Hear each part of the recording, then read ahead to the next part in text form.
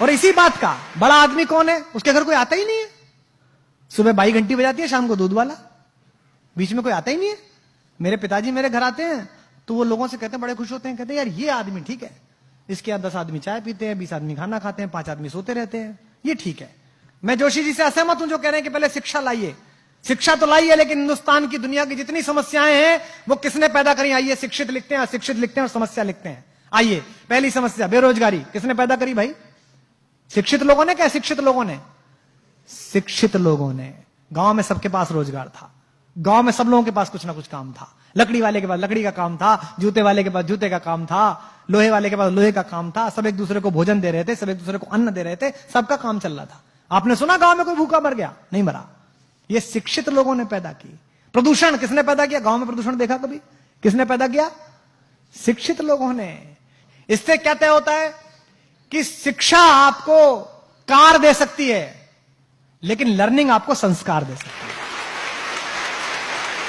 आपको तय करना है कि बिना संस्कार की कार लेनी है कि संस्कार सहित कार लेनी है।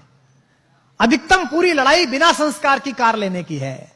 यही कारण है कि हमने इस जीवन को कष्ट का साधन बना दिया है। दूध में यूरिया मिलाया जा रहा है।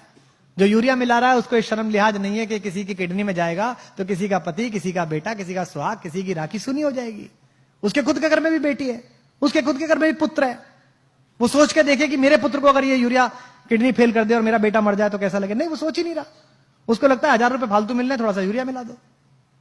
सब्जी वाला यही कर रहा है आपके साथ, अफसर आपके साथ यही कर रहा है, सरकारें आपके साथ यही कर रही हैं, नेता आपके साथ यही कर रहे हैं, क्योंकि हमने इस पूरे प्रोसेस को लर्निंग का बनाया ही नहीं है। हमने इस पूरे प्रोसेस को शिक्षा का बनाया है। और मैं आपसे निवेदन करता हूं कि शिक्षित हो जाइए, पढ़िए, खूब पढ़िए, रिसर्च करिए, इंजीनियर बन जाइए, डॉक्टर बन जाइए, आईएएस बनिए, पीसीएस बनिए, लेकिन लर्निंग सीखिए। कोई नासा नहीं गए थे वो गांव के लोग जो गौरैया को धूल में लेटते हुए बता देते थे कि आज पछुआ के साथ बादल आएंगे। उसने अनुभव से ये जाना था। तो इसका मतलब कुछ ज्ञान ऐसे हैं जो अनुभव से ही आते हैं। महिलाएं बैठी हैं, मातृशक्ति बैठी हैं, मातृशक्ति इस नगर का प्रतिनिधित्व करती हैं। लोग कहते हैं ना बच्चा पैदा हुआ, बच्चा पैदा नहीं हुआ, बच्चे के साथ एक और चीज पैदा हुई, मां पैदा हुई। उससे पहले वो भाभी थी, बेटी थी, बहन थी, मां नहीं थी। अब वो मां पैदा हुई है। मेरी पत्नी मेरी बेटी को डांटते हुए अक्सर कहती है, तू बनेगी ना मां तब पूछूंगी तुझसे। उसको लगता है खराब बात है। अरे ये सही बात है, क्योंकि उससे पहले वो सिर्फ बेटी थी, सिर्फ वो पत्नी थी, सिर्फ वो बहन थी। जिस बार पहली बार उस शिशु ने आकर किलकारी भरी, उस दिन मां को पता चला कि मैं मां हूं, मेरा बोध क्या है, मुझे जगना इसके अनुसार है, मुझे सोना इसके अनुसार है, मुझे इसका सब काम करना है। उस दिन से उसका बोध पैदा हुआ। तो जैसे आप ज्ञान के साथ यात्रा करते हैं, आपके मन में नई जिज्ञासा पैदा होती है, तो यकीन मानिए आप भी पैदा होते हैं, साथ साथ आप भी नए तरीके से पैदा होते हैं।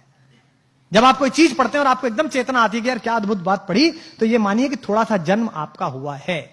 अब आपको तय करना है कि आपको अधूरा पैदा होना है कि पूरा पैदा होना है। आपको विकल दिव्य अंगों के साथ पैदा होना है कि संपूर्ण सुशोभित शरीर के साथ पैदा होना है। इसलिए पढ़िएगा तो ये सोच के मत पढ़िएगा कि ये पास करना है, ये सोच के पढ़िएगा कि मुझे ये जानना है, ये मेरी इच्छा है, ये मैं जानना चाहता हूं।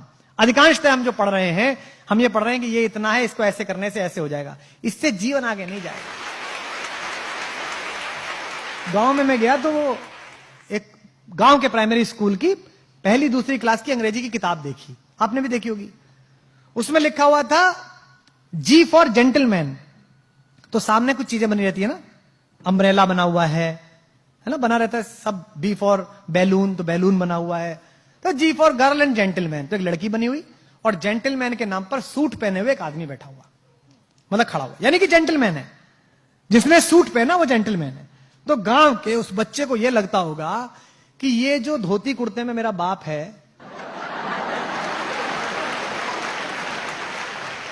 ये जो खेत में जाता है, गुरु ये जेंटलमैन नहीं है। जेंटलमैन कौन है? जेंटलमैन पीडब्ल्यूडी का वो चोर क्लर्क है जो सूट में आता है रोज सुबह सुबह।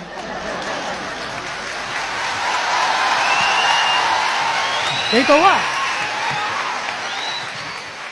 तो जेंटलमैन की परिभाषा क्या बनाई आपने? वस्त्र से बना दिया। आपने बच्चे के दिमाग में आरोपित कर दिया भाव कि जेंटलमैन होना मतलब कपड़े ऐसे पहनना। हमारी भी ब्रांड की टीम लोग कहते हैं कि ये क्या पहन लेते हो आप। आज ही कह रहा था ये क्या पहन लिया। मैंने कहा मेरी कमीज सुनेंगे कि मुझे सुनेंगे?